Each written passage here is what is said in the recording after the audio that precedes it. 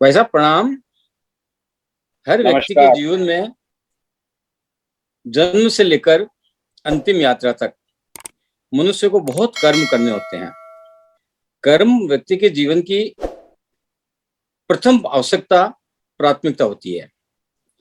तो हर व्यक्ति को ऐसा लगता है कि कर्म कैसे किया जाए, कर्म योग क्या है। और ये हमारा सौभाग्य है कि हमारे यहाँ पर हजारों वर्ष पूर्व स्वयं भगवान श्री कृष्ण ने कर्म को समझाया है। तो मैं आपसे निवेदन करूंगा कि आप इस विषय पर ज्यादा प्रकाश डालें। प्रणाम और जय श्री हरि। भगवान श्री हरि का नाम लेकर के आइए हम आज इस दूसरे चिंतन सत्र में प्रवेश करते हैं। पिछले दिनों जब हम लोगों ने यज्ञ के ऊपर चिंतन किया था तो उस समय ये बात ध्यान में आई थी कि भगवान ने जो सृष्टि की रचना की, प्राणी मात्र का निर्माण किया, तो उसके साथ यज्ञ साथ में भेजा। कृष्ण ने गीता में कहा, सह यज्ञ प्रजा सृष्टा पुरोवाच प्रजापति। मैं तुम्हें अकेले नहीं भेज रहा हूं, तुम्हारे साथ यज्ञ है। और इस यज्ञ के साथ यदि आप अपने जीवन को जियोगे तो पुनः परमात्मा में लीन होगे, पुनः तुम्हें मोक्ष की प्राप्ति हो। ऐसा कह करके भगवान ने गीता में कहा। और इस दृष्टि से जैसा कि आपने अभी अपने प्रारंभिक वक्तव्य में कहा कि कृष्ण ने जिस प्रकार से मनुष्य के कर्मों के बारे में निर्देश दिए हैं, और कहाँ दिए? घर में बैठ करके नहीं दिए, जंगल में भी बैठ करके नहीं, एक ऐसे स्थान पर दिए जहां पर युद्ध की रणभेरी चल रही। और ये ध्यान देने योग्य, जहां पर घात प्रतिघात होने की संभावना बढ़ रही है, रणभेरियां बच चुकी हैं, तलवारें झंझना रही हैं, उस समय कृष्ण अर्जुन को यज्ञ का और कर्मयोग का उपदेश दे रहे हैं। और इसलिए इसको समझने के लिए हमें भगवान श्री कृष्ण द्वारा कही गई गीता को जानना समझना थोड़ा आवश्यक होता है। आज के संदर्भ में, आज के युग में हम जितना भी गीता का अनुशीलन, अवलोकन और अध्ययन करेंगे, जीवन में उतनी ही शांति होगी, जीवन भी समृद्ध होगा और अंततोगत्वा हमारा जीवन सार्थक भी बन जाए। और इसलिए गीता में जो बात श्री कृष्ण ने कर्म के बारे में, यज्ञ के बारे में कही, उस यज्ञ को समझना और उसको जानना आज के संदर्भ में और आज के युग में, जबकि सर्वत्र अशांति है, अव्यवस्था है, आतंक है, अतिरंजिता है, ऐसे समय में थोड़ा उसको फोन को समझना। टिल्ट करो, आपका चेहरा ऊपर से कट रहा है। हाँ, बस बस बस बस बस, हाँ। तब समझ में आता है कि हम यदि गीता का अनुशीलन कर लें, गीता का अध्ययन कर लें, गीता को थोड़ा समझ लें, तो हमारा जीवन और शांतिपूर्ण हो। और यही अपना उद्देश्य भी है। और इसलिए मैं आपको सबसे पहले तो आपके प्रति धन्यवाद ज्ञापित करता हूँ, आभार प्रकट करता हूँ कि गीता के अनुशीलन को लेकर के और गीता के तत्व ज्ञान को लेकर के आप इतनी गंभीरता से समाज में श्री हरि अभियान के माध्यम से सब लोगों को एक प्रकार से प्रामाणिक तौर के ऊपर जीवन जीने का निर्देश और जीवन को सही तरीके से जीने के लिए जो रास्ता चाहिए उसको बताने का अभूतपूर्व प्रयत्न कर रहे हैं। वरना आजकल तो जो स्थिति है उस स्थिति में हमारे जितने भी शास्त्र हैं, गीता है, रामायण है, महाभारत है, ये सारे के सारे पीछे छूटते जा रहे हैं और वही हमारी अशांति का, अव्यवस्था का, असंतुलन का कारण भी बन चुका है। गीता का प्रारंभिक श्लोक है, धर्म क्षेत्रे कुरुक्षेत्रे समवेतायुत्सवः मामका पांडवश्चैव किम कुर्वत संजय। धृतराष्ट्र केवल एक बार बोला गीता,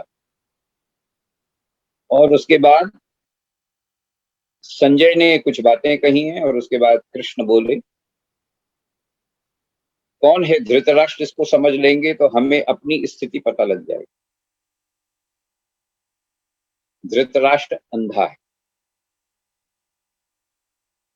और जो आदमी अंधा होता है उसको कुछ दिखता नहीं, और धृतराष्ट्र के नाम से ये पता लगता है कि जिसने जमीन को, यानी राष्ट्र को, राष्ट्र जमीन होता सबसे पहले, जमीन को पकड़ रखा। एक अंधे व्यक्ति ने समस्त पृथ्वी को पकड़ करके रखा, और वह व्यक्ति कहता है कि मैं ही इसके ऊपर शासन प्रबंध करूंगा, मेरे द्वारा दिए गए प्रशासनिक निर्देशों के अनुसार, कानूनों के अनुसार सत्ता चलेगी। और व्यक्ति कौन है? अंधा है। ऐसा अंधा व्यक्ति जब किसी राष्ट्र का नेतृत्व करता है तो महाभारत होता है। तब हम बच नहीं सकते, तब अशांति उत्पन्न होती है, अव्यवस्था होती है, अनुशासनहीनता आती है, और व्यक्ति अपने आचरण से स्खलित होता है, और ऐसी स्थिति में महाभारत होता है। वही हमारी श्रीमद् भगवद गीता का एक रूपक बांध करके दिया। किसने प्रश्न पूछा? प्रश्न पूछा धृतराष्ट्र ने, और क्या निकला? क्या बता? अमृत तत्व निकला। एक अंधे व्यक्ति ने कहा कि बताओ, कुरुक्षेत्र धर्म क्षेत्र, कुरुक्षेत्र धर्म के क्षेत्र में, कुरुक्षेत्र के आंगन में, समवेतायुत्सवः, मेरे और पांडवों के बीच जो सेनाएं खड़ी हैं उन सब के बीच जो युद्ध होने जा रहा है वो कैसी स्थिति बनी हुई है उसके बारे में मुझे बता। मामका पांडवश्चैव किम कुर्वत संजय। और गीता का प्रकटन, गीता की गंगा वहां से कृष्ण के मुखारविंद से बहती। ये बड़ा विषाद विषय है, लेकिन एक बार मुझे याद आ रहा है कि हम लोग जब, अब तो कब उम्र हो गई, लेकिन जब हम 27-28 वर्ष के थे, इलस्ट्रेटेड वीकली नाम की एक पत्रिका है, खुशवंत सिंह उसके एडिटर, और वहां पर एक रीडर्स के कॉलम में एक बार एक कथा छपी थी, और वो कथा जो है वो बहुत प्रेरक है, इसलिए मैं यहाँ पर उसका उदाहरण देना चाहता हूँ। वो कहानी इस तरीके से छपी कि एक व्यक्ति जो था वो अपने पूरे जीवन में गीता का बड़ा अनुशीलन करता था। गीता कंठस्थ थी, गीता हृदयस्थ थी, और तदनुसार उसका आचरण। उसके पोते ने देखा कि दादाजी जो है वो गीता पढ़ते हैं, और इसलिए समाज में उनकी बड़ी प्रतिष्ठा है, समाज में बड़ा उनका आदर है, समाज में उनको बड़े पूज्य भाव से देखा जाता है। तो जब मेरे दादाजी को पूज्य भाव से देखा जाता है और समाज उनका बड़ा आदर करता है, मैं भी गीता पढ़ता। दादाजी से आज्ञा लेकर के वो भी रोज गीता पढ़ने लगा। 1 महीने तक गीता पढ़ता रहा, और उसके बाद एक बार दादाजी, जब पुराने जमाने में तो कोयला वगैरह का काम चलता था, कोयले से चूल्हा जलता था और इस तरीके की स्थितियां होती, तो दादाजी कोयले की टोकरी में कोयला भर करके अपने कहीं से निकाल करके चूल्हे के पास रखा। उस समय वो आया, दादाजी मुझे एक बात बताओ, आपने जिंदगी भर गीता पढ़ी, मैंने 1 महीने पढ़ी, लेकिन मुझे न कुछ समझ में आता है, न कुछ मुझे जानकारी मिलती है, और मुझे तो अभी तक 1 महीना पढ़ता रहा मैं आपको देख करके, लेकिन मुझे कुछ समझ में नहीं। दादाजी मुस्कुराए। उन्होंने कहा कि ठीक है। उनके हाथ में जो टोकरी थी वो कोयले की टोकरी। उन्होंने उस टोकरी को उसके हाथ में दिया। उन्होंने कहा, बेटा जा करके वो पीछे नदी बह रही है ना, नदी से पानी ले आओ। तो थोड़ा-सा आश्चर्य में हुआ और उसने कहा कि फिर दादाजी ने कहा तो जाके ले आएँगे। तो जाके दौड़ के गया और पानी भर कर के लाया, तो टोकरी खाली हो गई दादाजी के आते-आते। तो दादाजी ने कहा कि तुम पानी नहीं लाए? कहते, अरे तुम क्या, आपने टोकरी में दिया खाली हो गई। उसने कहा, अच्छा दूसरी बार जाओ, तुम थोड़े धीरे गए हो, दौड़ के दौड़ के आए दूसरी बार, फिर खाली हो। तीसरी बार फिर भेजा, फिर खाली हो। अरे कोई उन्होंने कहा, मुझे आपने लगा रखा है, मैं तो थक गया, ये टोकरी खाली हो जाती है, आप कहाँ से पानी मंगा रहे हो? और क्यों मंगा रहे हो? टोकरी से तो खाली होगा, निकल जाएगा पानी। उन्होंने दादाजी ने कहा, बेटा इसकी रंग रूप को देख, पहले कैसा था ये रंग? हाँ दादाजी, पहले तो ये बहुत काली-काली सी थी। बेटा 3 बार तुम लेकर के आए, अब कैसा हो गया? बेटा अब थोड़ी उजली हो। बस यही कहा कि यही गीता के पठने का मतलब। गीता पढ़ते रहोगे, गीता जानते रहोगे, तुम्हारा मन भी कुछ नहीं समझ में आएगा, पानी नहीं भरेगा, लेकिन तुम्हारा मन थोड़ा साफ। गीता यही सिखाती है। गीता में कर्म करने का जो उद्देश्य बताया गया, उन्होंने कहा कर्म तुम्हारा यज्ञ बन जाए। ये बात हमने पिछली बार चिंतन की। सहयज्ञ प्रजा सृष्टा पुरोवाच प्रजापति। मैंने तुम्हें यज्ञ के साथ भेजा है।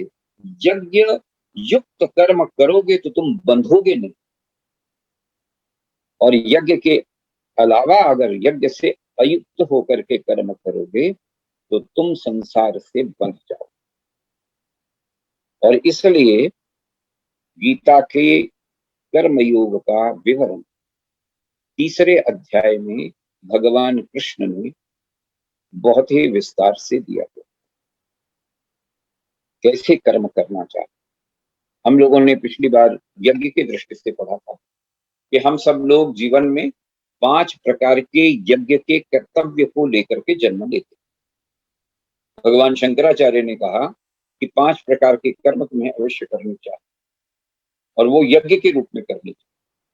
पहला, तुम्हारा जन्म हुआ है, भगवान ने तुम्हें विवेक बुद्धि दी है, भगवान ने तुम्हें बुद्धि दी है, तो इसलिए ब्रह्म यज्ञ करो, ज्ञान प्राप्त। मस्ट गेट इनलाइटमेंट, ज्ञान की प्राप्ति, यह भी एक कर्म है। हमें अगर पता ही नहीं होगा तो हम क्या कर्म करेंगे? तो उसने कहा ब्रह्म यज्ञ करो। ये ब्रह्म यज्ञ कोई दूसरा यज्ञ नहीं, कोई आहुति नहीं डालनी। ब्रह्म यज्ञ का अर्थ भगवान शंकराचार्य कहते हैं, गुरु के पास जाकर के शिष्यस्ते ताहि माम माम प्रपन्न, प्रपन्न भाव से, पूरी श्रद्धा के भाव से गुरु के पास से जाकर के ज्ञान की प्राप्ति करने का जो कर्म करोगे वो ब्रह्म यज्ञ, यह ब्रह्म यज्ञ। और फिर उस ज्ञान को सेवार्थ, उस ज्ञान को अपने व्यक्तित्व के विकास के लिए, और केवल अपने व्यक्तित्व के विकास के लिए नहीं, संपूर्ण समाज के विकास के, जीवन के विकास के लिए उसका अगर उपयोग करोगे, अगर उसको उस धारणा में आओगे, तो वह जो यज्ञ होगा, वह जो कर्म होगा, वह कर्म फिर सामाजिक दृष्टि से नृयज्ञ के रूप में जाना जाएगा। नृयज्ञ अर्थात जो सबकी भलाई के लिए किया जाने वाला कर्म। तीसरी बात उन्होंने कही कि जिस माता पिता ने तुम्हें जन्म दिया, जिसके रज और वीर्य से तुम उत्पन्न हुए, तुम्हें मालूम नहीं था कि तुम कहाँ जाओगे, और उन्हें भी मालूम नहीं था कि कौन आएगा, लेकिन भगवत कृपा से तुम ऐसी जगह उत्पन्न हुए हो। उन माता पिता के प्रति तुम्हारा जो ऋण है, उस ऋण को अदा करने के लिए उनके जीवन काल में, और जब वो दिवंगत हो जाएं, तो उनके पितृ के रूप में उसके लिए उनकी श्रद्धा को अंजलि देने के लिए जो कर्म करोगे वो कौन सा होगा? वो पितृयज्ञ होगा। वो पितृयज्ञ के नाम से जाना है। और उसके बाद उन्होंने कहा तुम अकेले आए हो, लेकिन इस समाज का तुम्हारे ऊपर बहुत बड़ा ऋण है। वो ऋण कौन सा है? इस धरती के अन्न से तुम पले हो बढ़े हो, तो इस धरती का ऋण। इस धरती में पैदा हुए अन्न से तुम्हारा पोषण हुआ है, इसलिए तुम इस अन्न के प्रति, इस धरती से प्राप्त अन्न के प्रति तुम्हारा ऋण है। यहाँ पर तुम्हें गुरुओं ने शिक्षा दी है, दीक्षा दी है, समाज ने तुम्हें सभी प्रकार के ज्ञान प्राप्त करने के उपकरण दिए हैं। उन उपकरण को प्राप्त करने में और प्रदान करने में जिन लोगों ने अपना योगदान दिया है, उनके प्रति तुम्हारा ऋण है। और उसके बाद तुम बड़े हो करके अगर समाज के माध्यम से अर्जन कर रहे हो, उस अर्जन में भी समाज का एक भाव है और उसके प्रति भी तुम्हारा ऋण है। इसलिए उस सामाजिक ऋण को पूर्ण करने के लिए जो कर्म करोगे वह भी यज्ञ के रूप में जाना है। तो ये सामाजिक ऋण। तो इस तरीके से 4 प्रकार के यज्ञ, और उस यज्ञ को करने के लिए जो काम हो, जो बुद्धि निवेश की जाती है, वह कर्म योग के नाम से कृष्ण ने बताया। लेकिन इस कर्म को जानने के लिए क्या चाहिए? बुद्धि चाहिए। इसलिए पहला अध्याय तो छोड़ दें, दूसरा अध्याय जब शुरू होता है गीता का तो सांख्य योग होता है। मैं बता रहा था कि धृतराष्ट्र ने राष्ट्र को पकड़ रखा है। एक अंधे व्यक्ति के द्वारा उत्पन्न की गई जो चिंता है, उस चिंता को चिंतन के द्वारा दूर करने का जो प्रयास किया गया, वह चिंतन शैली, वो चिंतन यात्रा जो है, वो गीता के रूप में प्रस्तुत। कौन बन सकता है? कैसे ले? तो आप देखिए कि गीता कहाँ पैदा हुई। गीता का निस्सरण कहाँ पे हुआ? कहाँ पे हुआ? युद्ध के क्षेत्र में हुआ। और पहले श्लोक को अगर देख लें और उसको ध्यान में रख लें तो हमें पूरी व्यवस्था समझ में आएगी। फिर उसके बाद उसका विस्तार करें। धर्म क्षेत्रे कुरुक्षेत्रे समवेता युयुत्सवः मामका पांडवश्चैव किम कुर्वत संजय। ये पहला श्लोक है। इसमें धर्म क्षेत्र और कुरुक्षेत्र पर जरा ध्यान। धर्म क्या है? और कुरु माने शरीर। कुरु का मतलब होता है शरीर। कुरुक्षेत्र, क्षेत्र मतलब शरीर, कुरु मतलब जो कर्म करने वाला शरीर। धर्म क्षेत्र वह शरीर जो धर्म का काम करे। धर्म क्या है? तो हम सब जानते हैं, हम सब लोग रामचरितमानस पढ़ते हैं। गोस्वामी तुलसीदास जी ने कहा सबसे बढ़िया धर्म कौन है? परहित सरिस धर्म नहीं भाई, और पर पीड़ा सम नहीं अधमाई। अब दूसरों के हित करने का, दूसरों के हित के संपादन करने के अलावा और उससे बड़ा कोई धर्म नहीं। और दूसरे की पीड़ा को देखकर भी विचलित न होना, अविचलित रहना, उससे बड़ा कोई अधर्म। हमारे शास्त्र में कहा गया कि यह जो धर्म है, धारयति इति धर्मः, जो हम धारण करते हैं, जो धारण करने योग्य है, वही धर्म है। तो धारण करने योग्य क्या है? कि हम मानव हैं। महाभारत काल तो व्यास जी ने कहा नहीं मानुषात श्रेष्ठतरम हि किंचित। मनुष्य से श्रेष्ठ क्यों? कोई नहीं है। क्यों नहीं है? क्योंकि उसके पास बुद्धि, क्योंकि उसके पास विवेक है। विवेक पूर्ण कर्म करना, यतो अभ्युदय, यतो अभ्युदय, अपने अभ्युदय की कामना, और निश्रेयस ससिद्धि सधर्म। एक छोटी सी लाइन हमारे वेद में बताई गई, यतो अभ्युदय निश्रेयस सिद्धि सधर्म। अपने अभ्युदय के लिए। तो हमारा अभ्युदय कैसा हो? मनसा वाचा कर्मणा हमारा अभ्युदय होगा। ये मनसा वाचा कर्मणा कैसे होगा? हम मन से पुष्ट हों, वचन से अपने आप में स्थिर रहें, और उसके बाद कर्म करें। यहाँ कर्म मन से पुष्ट हो जाएंगे, अपने इंद्रियों का निग्रह करते हुए वचन से जब हम अपने वचन पर स्थिर हो जाएंगे तो उसके द्वारा जो किया गया कर्म है वह सबको पवित्र करने व स्वयं को पवित्र करने वाला और सबको समान रूप से शांति प्रदान करने वाला, समृद्धि प्रदान करने वाला, शाश्वत विकास देने वाला सिद्ध होगा, यह कहा गया। और इसलिए यतो अभ्युदय ससिद्धि निश्रेयस सिद्धि सधर्मः, इस प्रकार की बात हमारे शास्त्रकारों ने कही। तो कर्म की जो व्याख्या की गई है उस कर्म की व्याख्या को ध्यान में रखते हुए हमें कृष्ण के अगर गीता को सही ढंग से समझना है तो अर्जुन बनना पड़ेगा, उस अर्थ को समझना। अर्जुन कौन है? अर्जुन का अर्थ होता है आर्जवः इति अर्जुन, जो अर्जन करता है।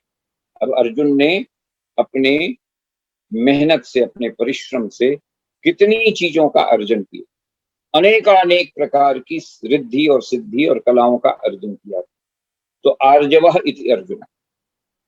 और फिर उसके बाद अर्जुन का एक और अर्थ होता है जो बिल्कुल सरल हो, सहज हो, जो अर्जुन, जो आर्जव हो, वह भी अर्जुन है।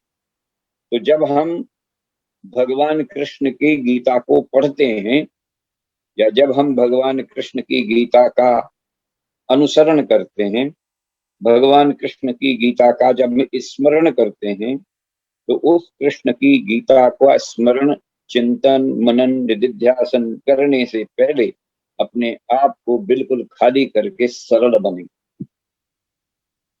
उसके लिए किसी भी प्रकार की और कोई, अब सरल कैसे बनेंगे? हमारे अंतर के जितने भी दोष हैं उनको मिटाने का सद प्रयत्न करें और उसके बाद गीता को पढ़ें। आप सब लोग सुंदरकांड पढ़ते होंगे और उस सुंदरकांड के प्रारंभ में उसके मंगलाचरण एक बहुत ही बढ़िया श्लोक। पहले तो भगवान के शांत स्वरूप का वर्णन किया गया, शांतम शाश्वतम अप्रमेयमनघम निर्वाण शांति प्रदम ब्रह्मा शंभु फणीन्द्र शैव्य मनीषम वेदांत वैद्यम विभुम रामाख्यम जगदीश्वरम सुरगुरुम माया मनुष्यम हरिम वंदेहम क्षार्पणम भूपाल चूड़ामणिम। अब इसके बाद की जो बात कही गई वही ध्यान में रखने वाली बात। नान्या स्पृहा रघुपते हृदय स्मदीये सत्यम वदामि च भगवान अखिलांतरात्मा भगतिम प्रयच्छ रघुपुंगव निर्भरान में। क्या करें? भगवान कामादि दोष रहितम कुरुमां। क्या मांगा भगवान से तुलसी ने इस मंगलाचरण में? जीवन को सुंदर बनाना है, जीवन को कर्तव्य से पूर्ण बनाना है, जीवन को कर्तव्य क्षम बनाना है, कार्यक्षम बनाना है। तो प्रभु एक काम करो, मैं और कुछ नहीं चाहता, मैं चाहता हूं क्या करूं? कामादि दोष रहितम कुरुमां सच। मेरे अंदर के जितने भी काम आदि दोष हैं उन सबको समाप्त करो और उसके बाद अपनी भक्ति की निर्मल धारा से मुझे अकिंचन तैल धारावत भक्ति प्रदान करो। भक्ति प्रयंच रघुपुंगव निर्भरान में भक्ति प्रदान करो, ताकि मैं तुम्हारे द्वारा दिए गए सत्कर्मों को, तुम्हारे द्वारा बताई गई बातों को सही तरीके से स्वीकार कर सके। इसलिए अर्जुन ने कृष्ण को वहां पर गुरु के रूप में स्वीकार किया और गुरु के रूप में स्वीकार करके उनको कहा है, भगवान मैं आपसे प्राणिपात होता हूं, मैं प्रपन्न रूप से आपके पास, प्रपन्न मतलब दोनों पैरों को पकड़ना और उस पर अपना सर रखना, ये प्रपन्नता। ऊपर के तलवे नहीं, ऊपर के पैरों को पकड़ना और उसके ऊपर अपना सर रखना। प्रपन्न त्राहिमाम माम प्रपन्न, अर्जुन कहता है मैं त्राहिमाम विषाद से युक्त हूं, मुझे कुछ सूझ नहीं रहा है कि मैं इस युद्ध में अपने ही जितने सगे और संबंधी हैं उनके ऊपर किस प्रकार से बाण चलाऊं। प्रभु आप मेरे गुरु हो, इस समय मुझे बताओ। मैं त्राहिमाम होकर के आपके चरणों में प्रपन्न भाव से अपने आप को समर्पित करते हुए कहता हूं, मुझे बताओ मुझे क्या करना। तो तब कहते हैं कि तुम कर्म करो, ज्ञान प्राप्त करो, सांख्य योग है दूसरा अध्याय, और उसके बाद कर्म योग की भाषा बताते हैं। और उसमें जो सबसे प्रसिद्ध जिसका उल्लेख हम सब लोग अपने क्या कहते हैं कि इसमें अपने व्याख्यान आदि में करते हैं, संदर्भ में करते हैं, और उसमें कहते हैं कर्मण्येवाधिकारस्ते मा फलेषु कदाचन मा फल हेतुर्भु। अब इसका अर्थ देखिए कैसे है। लोग कह देते हैं सामान्य रूप से, कर्म करते रहो, फल की इच्छा मत करो। अब ये ठीक है अर्थ? ऐसा कैसे हो सकता है?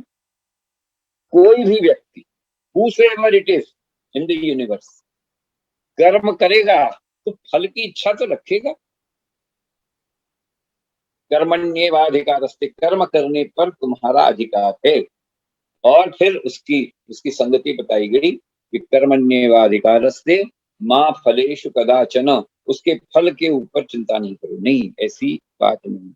विद्वानों ने कहा देखो, कर्म करोगे फल जरूर मिलेगा, अच्छा कर्म करोगे अच्छा फल मिलेगा, बुरा कर्म करोगे बुरा फल मिलेगा, कर्म तो मिलेगा। अच्छा कर्म करोगे तो अच्छे फल की आशा भी शायद रहेगी, लेकिन फिर उसके बाद की जो बात कही गई है वो कर्म योग है भगवान का, कृष्ण का। उसने कहा है देखो, फल की इच्छा से बंधना मत। आपने कर्म किया, फल मिला, जो फल मिला उसकी इच्छा से, उसके मोह में मत बंधो, ये बात कही। यानी कर्म करना तुम्हारा अधिकार है, कर्म तुम करना तुम्हारा कर्तव्य भी, दोनों बातें। कर्म व्यक्ति का अधिकार भी है, कर्म व्यक्ति का कर्तव्य भी है, लेकिन इस अधिकार और कर्तव्य के साथ साथ कर्म से प्राप्त फल के से बंधना, उससे मोह करना, ये अभिष्ट नहीं है। इसलिए तात्पर्य पूर्वक फल से, फल प्राप्ति से बंधने की इच्छा मत करना। अगर ये कर लेते हो तो तुम्हारा जीवन फिर किसी भी प्रकार से चिंता से मुक्त होगा, चिंतन से युक्त होगा, और तुम जीते जी मोक्ष की प्राप्ति कर सकोगे। क्यों? क्योंकि तुम्हारा फल से किसी भी प्रकार का कोई मोह ही नहीं है। जो मिला है वही स्वीकार, जो मिल रहा है, जैसा मिला है, और ये निश्चित है कि हम जो भी कर्म करते हैं तदनुरूप ही उसका फल मिलेगा ही। अच्छा काम किया है, ठीक काम किया है, श्रेष्ठ काम किया है, हो सकता है उसके प्राप्ति में देरी हो सकती है, लेकिन ऐसा कभी नहीं होगा कि आपको उसका फल न मिले। इसलिए कृष्ण के दूसरे अध्याय को कर्म योग के नाम से जाना जाता है। उस कर्म योग में जो विशेष बात कृष्ण ने कही है, और उसकी चर्चा हम दूसरे और अन्य सत्रों में करेंगे, क्योंकि आपने कहा था कि 30-35 मिनट से ज्यादा नहीं होना चाहिए, तो दूसरे और सत्र में एक एक विषय लेकर के करेंगे कि हम फल से कैसे न बंधे। कृष्ण ने बताया कि हम कर्म करेंगे, बिना कर्म के कोई रह सकता नहीं। नियतम कर्म कुरुत्वम, जो नियत कर्म है उसको करना चाहिए। और उसको करने के लिए हमारी ये भाव कैसे बने, कृष्ण समझाते हैं अर्जुन को कि तुम किस तरीके से अपने आप को तैयार करो कि तुम जो कर्म करोगे उसके फल से तुम्हें बंधने की, जानने की आवश्यकता नहीं है, क्योंकि वह बात तुम्हारे अधिकार क्षेत्र में नहीं आती, वो परमात्मा के अधिकार क्षेत्र में, नियति के अधिकार क्षेत्र में, प्रकृति के अधिकार क्षेत्र में आती है। इसलिए उसके ऊपर चिंता करने की आवश्यकता नहीं, जो मिले उसके ऊपर चिंतन करके उसको और तदनुरूप बढ़ाने की बात। गीता के इस दूसरे अध्याय में कर्म योग के माध्यम से महात्मा तिलक ने तो पूरी गीता को ही कर्म योग के माध्यम से ही समझाने की, गीता रहस्य जो लिखा उन्होंने उसमें कर्म को प्रधानता दी।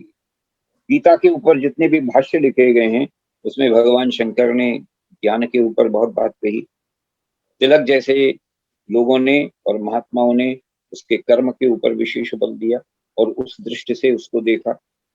वल्लभाचार्य इत्यादि महापुरुषों ने उसको भक्ति की दृष्टि से देखा, और अन्य जो लोग हैं उन्होंने उसको योग की दृष्टि से देखा।